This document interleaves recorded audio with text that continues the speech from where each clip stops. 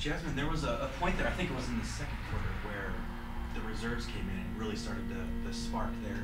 Do you think that's what kind of led to the offensive output there? Yeah, I think so. Like having the spark off the bench, I think it really helps, especially when the team starts to get a little fatigued at the beginning, which sometimes happens. But yeah, I think the spark from the bench really helped us get an offensive flow.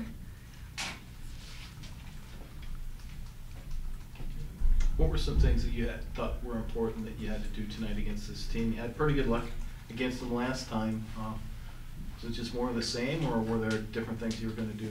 I think this time we had to stop them in transition. Like they are really good at getting like transition three-pointers, so that was one of our main goals, is to stop them in transition, because that's what really hurt us last time when we played them.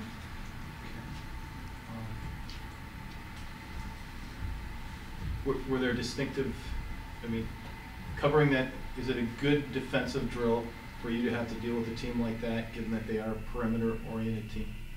We did a lot of like defensive transition drills with our scout team. So we did this thing called 5-on-5 change, where someone shot the ball and then we'd have to run, and our scout team would try and get as many transition threes as they could. Okay. Jay's talking about the team as a whole. Obviously, 7 players scored at least 8 points. It seems like you guys were finding the open player. It just seems like you were just shooting the ball really well tonight.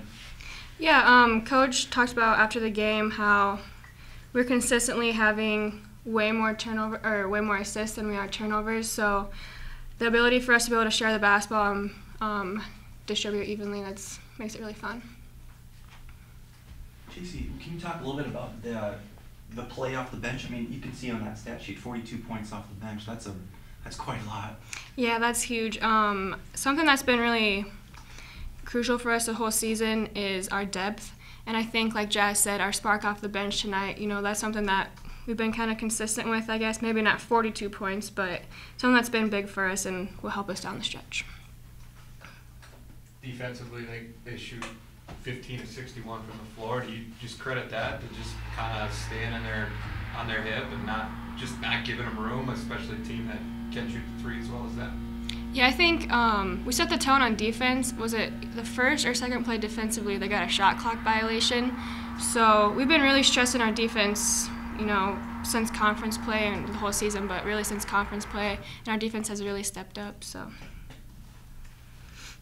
JC, was there any conversation at all, either amongst players or a coach player, about concentrating on this game and not thinking about Saturday?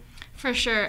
Coach always says the most important game on our schedule is the game we have in front of us, and that's so true. So I guess now that we have this one behind us, we can look forward to Saturday. Jasmine, somebody who's kind of new to the program, what is that rivalry like? I mean, Taya has played in 150 of those games. What's it like? You played in one. How do you view it? Especially speak for the new players, other new players too. What does it mean to you guys to be involved in that? I feel it's a really fun experience, having a rival team to play against. It's always really exciting to have that rivalry, so it makes it more competitive, and you have that really big thrive. Is that the word? Thrive to win. But I really like it. It's fun, good environment to play when we play against them. And JC, that's an excellent team that you got a chance to see. You played a lot of basketball. You must have, seeing that team and how well they play. What are some things about the Jackrabbits that, when you see it, it's like, wow, this is a really good college basketball team?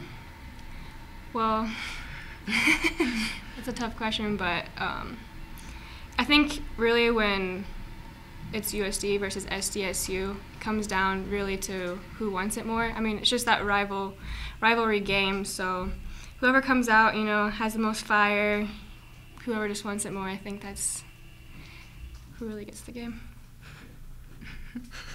Jess, talking about your senior leadership, obviously, Nicole leads with 16, but, Ty 12, Margaret 10. So, obviously it's nice to have those leaders that have been in this, played in this league before, help to mentor you along this year. Wait, what was the question? Sorry. It's nice to have those seniors, those 5 seniors that have, kind of led the way for you guys this year, but it's nice to have them kind of mentoring you guys, on the bench and, coming off the bench to keep you motivated. Yeah, it's really awesome having them as our leaders. They're really like helpful, especially in practice if we need help with something, or like if we do something wrong, they're always there to like help us, and they're always positive and give us like great feedback. So it's really awesome having them on and off the court.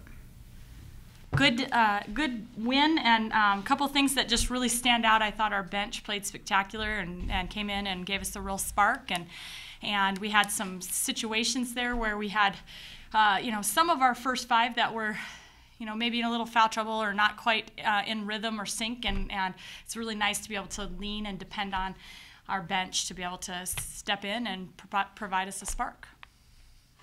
They shot 15 of 61. How much credit for that do you give your defense? A little bit. We're getting better in that area. We're getting better.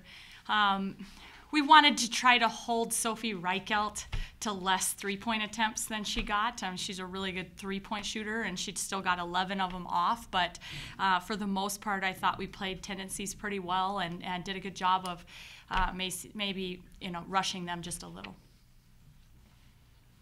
What did you think? What did you think that the bench was that spark there that really get you going before halftime? I did. I thought they really did. I mean, there was a stretch there where I had to, where I chose to put Seekamp on the bench with a couple of fouls, and I think it was maybe an 8-point game at that time. And then right after that, we were able to kind of extend that lead and stretch it heading into halftime, and just some really good defensive plays and defensive stops. I thought our bench really played well and gritty and found a way to spark us.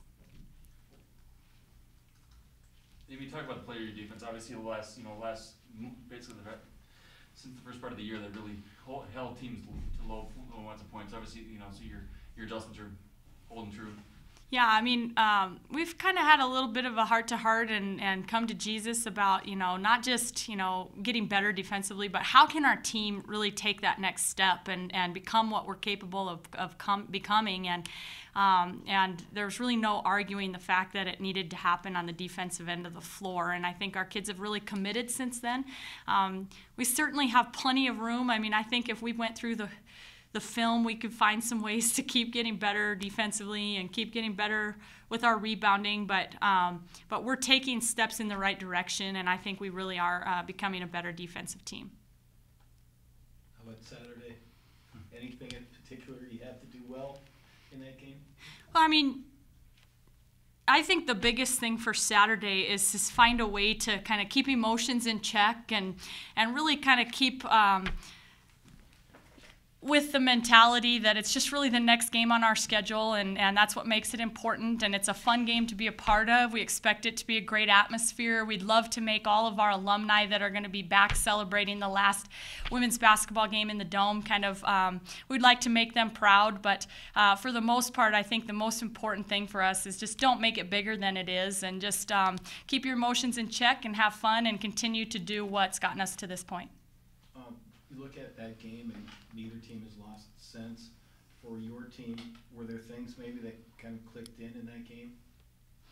I think, I think that was the first real step to kind of really committing on the defensive end of the floor. I think that the North Dakota State game right before that with the double overtime win that we kind of snuck out was really kind of an eye-opener for us, and so we were able to kind of recognize that we were going to have to change some things and do some things differently, and so I think we played pretty well up there at Frost, and we've done a better job of improving defensively since then, but at this point we need to keep finding ways to continue to raise the bar.